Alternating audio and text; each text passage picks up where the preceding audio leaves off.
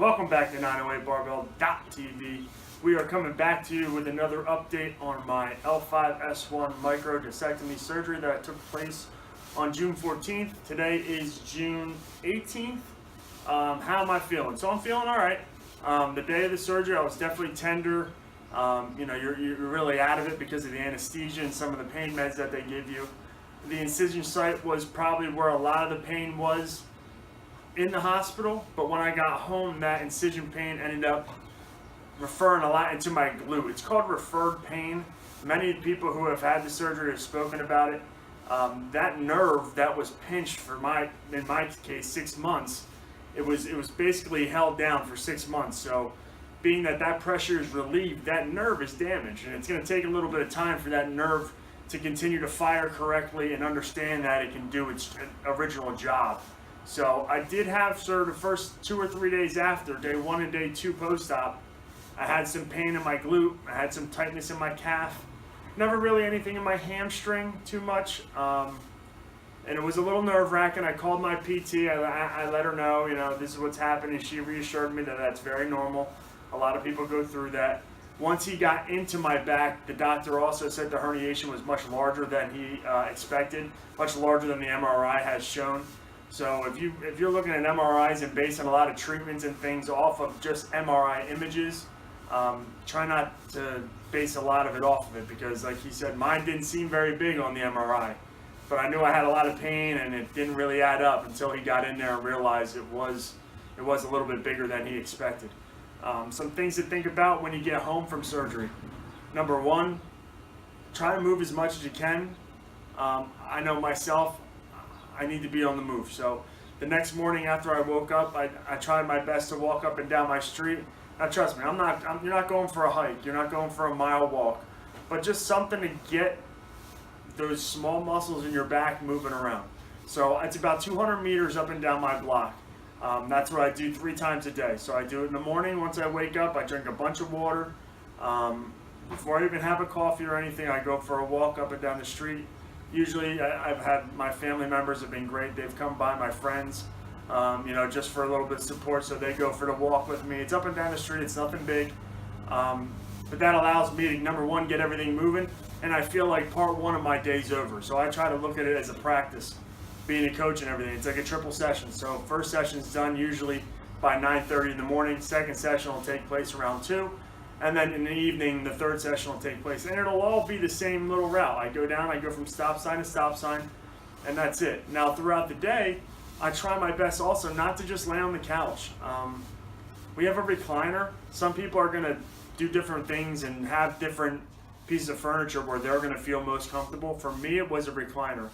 I couldn't lay flat on my back. It was way too much pressure on the incision itself. So I ended up laying in the recliner. We packed some pillows underneath me. It allows me, number one, I can sit comfortably, or I can lay back and recline and kick my feet up so I can actually sleep. And that's where I did sleep and have been sleeping for the past 3 or 4 nights. Yesterday night, or last night, I'm sorry, was the first time that I was able to actually get up into our bedroom, which was glorious. I've been waiting to get up there and just have a nice restful night. But it made me nervous getting in and out of bed. There's one guy on YouTube that kind of goes over that process as to how to get out of bed. For me, my bed's high, so it made it a little bit difficult. My feet were never really on the ground. But I was following what he kind of recommended.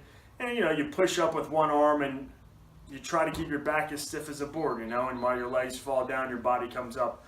Once again, it's also a huge help to have somebody with you. Tina is my wife. Has done a great job looking after me, and you need somebody. Don't think that you're going to be a hero and be able to get back surgery, and they say they need somebody with you for 24 hours. I call bullshit, because I need somebody with me a lot more than that. I like to think of myself as at least a pretty independent person, but anything from getting on and off the couch to on and off the toilet to in and out of a shower, these things all have to be accounted for. And the more help you have, the less chance you're going to have to re-herniate or be in more pain than you're already in. Even my dog's been great. My dog, I don't know if he senses it, but he hasn't really been up my ass at all. He's been great. Icing. So icing has been something that I've done the last 2 days. I'm going to keep doing it maybe once or twice a day. Just for the incision, there is some swelling at the incision spot. The scar itself looks great. It's a little bit longer than I thought. They tell you, oh, it's only going to be about this big. Mine's about that big. I have a good sized scar on my back, which I don't care about it. I mean, it is what it is, but it definitely was a little bit breathtaking to turn around and see it for the first time and realize, like, hey man, that's a big size scar. But like I said, when the doctor got in there, he realized that it was a little bit bigger than it normally was supposed to, so maybe that was the reasoning. But yeah, ice when you can. What can you do to maybe help your day go a little bit easier, or what are you in control of? So that's the way I like to think of it. Like, what am I in control of? Well, number one, I can stay hydrated. I try my best to drink a lot of water throughout the day. Make sure that I'm peeing a lot. Not only to help, keep your body hydrated, but also to flush those drugs in and out of your system. You don't want them to linger too long. You're on a bit of a schedule, so you don't want them to linger in your system very long. Drinking a lot of water will help you out. Eating healthy. I'm trying my best to eat as healthy as possible, not getting a bag of chips or a quart of ice cream, and just because you're laid up, you eat like shit. I'm still trying my best to eat as healthy as I can. Make sure you're eating a lot of vegetables, a lot of fruits, a lot of lean proteins, things like that are going to help your body respond in the best way possible. Lastly is sleep. For some odd reason, I've been able to maintain my normal 7 to 9 hours of sleep, and last night I got about 10. Sleep is where your body recovers, so make sure you're finding some time to get some quality sleep. And even if you're not comfortable, find the best position for you. Some people, it's going to be on your side. Some people, like myself, it's going to be on a recliner for the first couple nights. I'm hoping to transition upstairs into my bedroom so I can sleep on my side. Sleeping supports are big, things to put under your back. Another little thing that you can do throughout your day is, like I mentioned, you can walk outside as much as you want, but you're still going to be inside most of the day. So I kind of pace my house.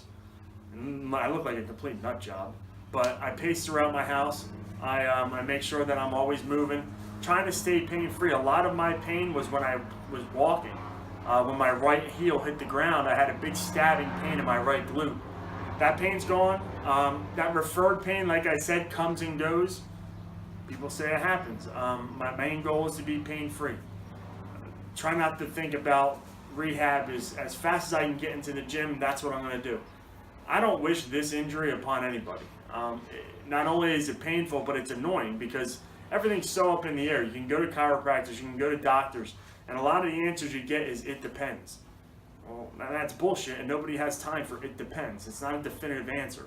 So I like to think about it as I don't ever want to go through this again.